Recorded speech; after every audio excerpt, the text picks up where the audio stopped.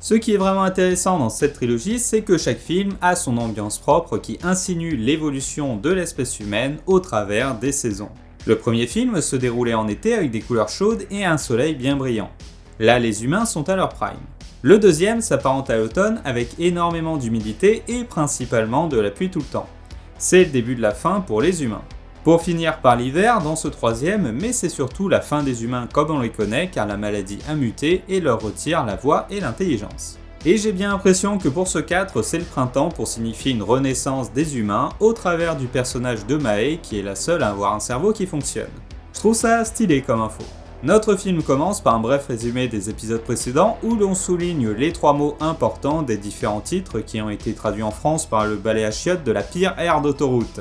Ce sont les titres québécois qui sont les plus justes car le premier, c'est la naissance d'une nouvelle espèce. Le deuxième, ça se finit par les singes qui se dévoilent au monde, notamment par une aube annonçant le début d'une nouvelle ère, celle de la planète des singes.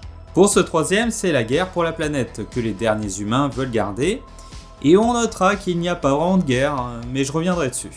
Franchement, il y a énormément de choses à dire sur ce film, notamment beaucoup de sous-lectures religieuses, donc je suis obligé de vous faire un rapide résumé. César et ses joyeux lurons sont traqués par une troupe de soldats commandée par celui que l'on appelle le colonel. Durant la nuit, il choisit de jouer cette mission en mode infiltration et tue la femme et l'enfant de César. Maintenant découvert, les singes partent trouver un nouvel abri et César part de son côté pour assouvir sa vengeance. Mais lorsqu'il atteint enfin son camp, il découvre que tout son peuple s'est fait choper sur la route. Ils finiront par enfin s'évader en laissant derrière eux les humains qui s'entretuent et se font avaler par une avalanche. Avaler, avalanche, tu vois le jeu de mots, j'ai pas trouvé mieux. Commençons par les couleurs, car comme dans le 2, le rouge correspond à la faction des singes. Normal, il s'éclaire à la torche. Et le bleu plus froid correspond aux humains, ce qui donne une ambiance de danger constante pour eux lorsqu'ils sont en montagne. De manière imagée, les singes sont en territoire hostile. On repasse également d'un ratio d'image 1,85 à 2,39, et je sais pas trop pourquoi, peut-être qu'avant c'était le signe d'une ouverture vers un avenir radieux alors que maintenant, rien n'est moins sûr. Mais je serais d'avis que c'est une volonté technique pour vendre plus de billets du film en version IMAX, et je regrette de ne pas avoir cette version en Blu-ray. Au début du film, je ne comprenais pas vraiment la motivation des humains à vouloir se battre avec les singes, parce que historiquement, les guerres ont toujours été pour 2 raisons. Soit par accaparement des ressources de son voisin, c'est ce qui se passe dans le 2, car les humains veulent le barrage hydroélectrique, soit par idéologie religieuse. Et là, je voyais pas trop le rapport, surtout que les singes sont désignés comme responsables de la pandémie, donc c'est s'exposer à un retour de la maladie, ce qui se fera d'ailleurs. Et en fait, nous avons l'explication plus tard où le colonel nous dit que c'est une guerre sainte, pour empêcher les singes d'avoir la planète. Franchement, c'est le truc de ce film, l'aspect religieux. J'ai fait une partie complète dessus en fin de vidéo. Concernant César, on commence par ce plan que l'on appelle POV car il est des yeux de César pour que l'on voit toute l'admiration et le respect que son peuple a pour lui. Comme pour le précédent, nous avons des plans en contre-plongée pour lui donner de la force et également ce plan avec le gorille noir et le gorille blanc derrière lui. Ils représentent l'esprit de César car ce sont les plus forts de l'espèce. Logique en même temps, ils sont ses gardes du corps, mais surtout ce sera le thème du film car il est tiraillé entre ses concepts du bien, singe pas tué, singe meilleur, etc. et son envie de vengeance. Faut toujours faire gaffe à comment sont présentés les personnages dans les films. Tu prends Tom Cruise, comme c'est toujours la grande star du film, eh bien son apparition sera souvent retardée exprès. Ce tiraillement entre le bien et le mal dans l'esprit de César se fait aussi à cause du fait qu'il veut passer la main. Il se fait vieux et veut que les singes puissent se prendre en main tout seuls. Et ça se fera dans la douleur, car à peine il les laisse que tout de suite ils se font choper. Ses coéquipiers lui demandent sans arrêt ce qui se passe, franchement frérot je suis au même endroit que toi. D'ailleurs, son envie de vengeance poussera les 2 gorilles à trahir César et donc son peuple. L'envie de vengeance l'a tellement aveuglé qu'en fait César a trahi son peuple et l'a abandonné. On notera un fait amusant, c'est qu'il tuera par maladresse en l'étouffant le gorille blanc qui représente son côté bon. Là aussi, sous-lecture sur le fait qu'il étouffe son côté bon pour assouvir sa vengeance. Et le singe noir, représentant son envie de vengeance, se laissera tuer par les humains juste après que César ait renoncé à sa vengeance. Il lui faudra ensuite regagner le respect de son peuple, notamment grâce à la venue d'un ange du Seigneur pour lui rappeler qui il est. Oui mince, j'avais oublié qu'on n'est pas encore dans la partie religieuse. Pardon. Autre présentation de personnage maintenant, celui du colonel. Jusqu'à la moitié du film, on ne verra jamais son visage complètement car ses intentions nous sont cachées. Dans le premier plan, nous aurons son visage badigeonné de noir, et lorsqu'enfin il est face à César, il porte des lunettes. Alors que c'est la nuit, hein. Mais c'est aussi pour dire que le colonel se voile la face sur le devenir de l'humanité. C'est pour ça qu'il porte des lunettes tout le temps, hein. Il ne veut pas voir l'évidence. À moins qu'il veuille lancer sa carrière de rap. Même lorsqu'il les enlève, son visage reste coupé en deux niveau lumière. Ici, il fait genre qu'il est gentil. Mais par la lumière, on insinue son côté sombre qui nous est caché. Ce n'est que dans cette scène où enfin on voit son visage en entier, et ça tombe bien car c'est ici qu'il révèle toutes ses intentions. Il y aura également utilisation de la contre-plongée constante sur ce perso pour signifier sa domination sur tout ce qui l'entoure, jusqu'au grand final où les rôles sont maintenant inversés. Vous savez, pendant longtemps, mon préféré était le deuxième film, hein, et c'est vrai qu'en revoyant le 3, mon avis a maintenant changé. Au contraire des deux autres, celui-ci prend son temps et c'est justement ce qui lui a été reproché. On a vendu ce film comme étant la guerre pour la planète des singes, alors que concrètement, elle est où la guerre? Il y a une petite bataille au début qui dure vraiment, mais alors 5 minutes montre en main, et ensuite il n'y a rien jusqu'à la bataille finale qui dure 20 minutes. Et encore, là aussi c'est exagéré car dedans il y a le suicide du colonel, et puis on regarde surtout les humains se taper dessus et tout faire péter. Il n'y a pas de guerre dans ce film titré La guerre pour la planète des singes. Et c'était aussi mon avis, quand j'ai vu le 3, j'ai été vraiment déçu en fait, je m'attendais pas du tout à ça. Mais maintenant que je l'ai revu avec le recul, j'adore ce film. Ils ont également écouté les critiques en rajoutant le personnage de méchant singe, c'est dur à dire, qui est là pour faire sourire. Et je l'appellerai Bob, ce sera plus simple. Mais au-delà de rajouter du comique, il est là pour parler à César de la perte de sa famille. Il est plus vieux que lui et ont vécu la même chose, sauf que Bob a le recul dessus. Ici, dans ce chant contre chant, ils s'expliquent les événements douloureux cachés au fond de leurs âmes. C'est pour ça que les amorces seront très importantes dans le cadre. Elles représentent leur passé, mais là où Bob a du recul dessus et peut regarder dans la direction de ce qu'il a perdu, César, lui, n'y arrive pas. De plus, si on met les deux plans l'un à côté de l'autre, nous avons Bob regardant César. Il a la volonté de l'aider à faire son deuil et il est dans une couleur chaude, celle des singes. Au contraire, César ne le regarde pas, préférant regarder vers l'extérieur du cadre, et il est dans une couleur froide, celle des humains. Par ce cadre, Bob affronte son passé, tandis que César préfère regarder ailleurs pour assouvir sa vengeance. Pas question de faire son deuil et d'affronter la perte de sa famille, hein. Il est tourné vers les humains pour se venger. Par contre, Bob nous indique dans cette scène qu'il vient d'ailleurs et que le virus a donc eu comme effet secondaire sur les singes de leur donner de l'intelligence. Dommage qu'on n'ait pas eu le même genre d'effet avec le Covid. Mais ça signifie surtout qu'il n'y a pas vraiment de guerre pour cette planète en fait, hein. Il y a déjà des singes intelligents partout et les humains sont maintenant une toute petite minorité. On n'est même pas à moitié du film qu'on connaît déjà les vainqueurs. Moi je trouve ça problématique parce que même si de manière imagée on s'en doute parce qu'il y a eu les autres films avant, c'est censé être la guerre pour la planète des singes alors que la guerre est déjà gagnée. Dans toutes les critiques, Bob a été détesté car relégué seulement un personnage de comique, alors qu'il est là pour montrer à César l'avenir qu'il pourrait avoir. Moi avoir perdu toute ma famille, mais moi content d'être là avec vous. Jusqu'ici, le personnage de Maurice était la voix du sage, mais dans ce film, il est désemparé par la douleur de César, hein. Il n'y a qu'un perso ayant vécu la même chose qui peut lui tenir tête, et ce perso, c'est Bob.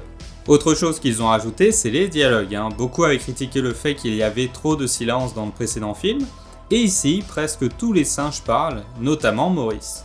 Oh là là là là là là là là. Ce gros plan de Maurice lorsqu'il rencontre Nova est une pure beauté. Une pure beauté. Je reste toujours ébahi face à ce plan de ses yeux qui sont vraiment incroyables. Comme les miens d'ailleurs.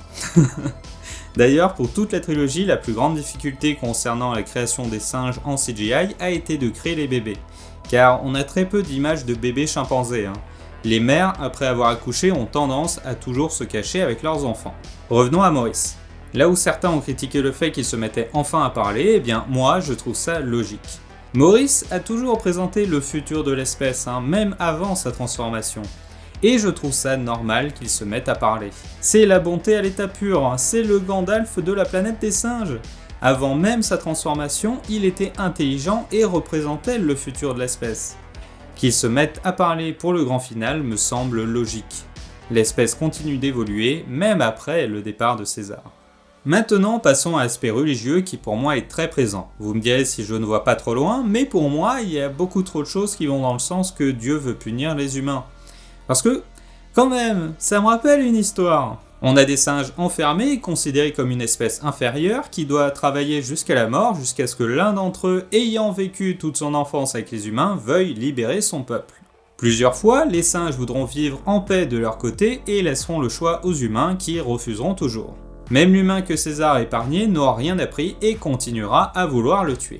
À la suite de quoi, les méchants sont ensuite avalés par une vague de neige qui s'abat sur eux. Tout ça me rappelle beaucoup l'histoire de Moïse ayant vécu toute son enfance avec les Égyptiens et qui veut emmener son peuple en paix sur un nouveau territoire pour qu'il ne soit plus esclave. Malgré les 7 plaies d'Égypte, les Égyptiens refuseront toujours de les laisser partir et ils seront eux aussi avalés lorsque la mer Rouge se refermera sur eux. Et puis on a une croix chrétienne bien en évidence ici. Le colonel parle d'une guerre sainte entre singes et humains.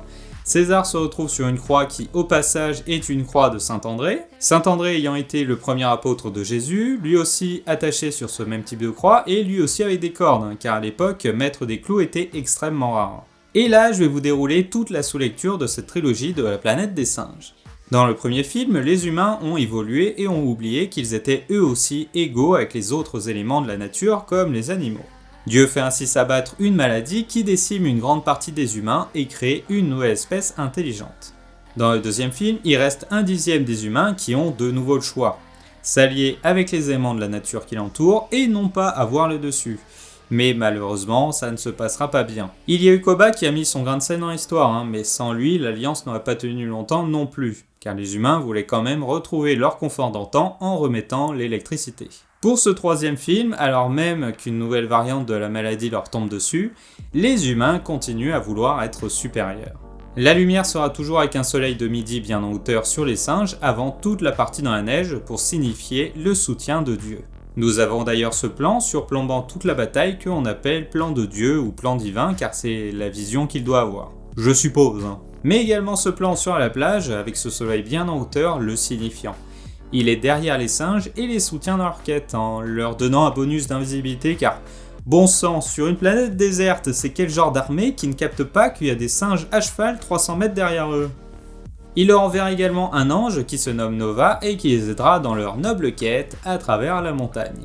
Les anges peuvent aider ceux qui doivent être aidés, mais également être sans pitié avec les méchants, notamment en propageant une maladie qui retirera les atouts des derniers humains comme l'intelligence et la possibilité de parler. Et dans toute cette scène, j'ai bien du mal à croire que c'est une erreur de script le fait qu'aucun garde ne capte sa présence. Elle est là pour redonner force à César car sans lui, son peuple n'arrivera pas à se sortir de là. C'est vraiment ma scène préférée dans ce film et c'est toujours les scènes sans dialogue qu'il réussit le mieux. Je sais pas, je trouve ça beau. Pour moi, c'est clairement un ange Nova et Dieu a dû lui donner un bonus de discrétion. C'est même elle qui préviendra que la montée des eaux arrive, signe qu'il faut se dépêcher car le compte à rebours a commencé avant que le déluge n'arrive, comme pour Noé.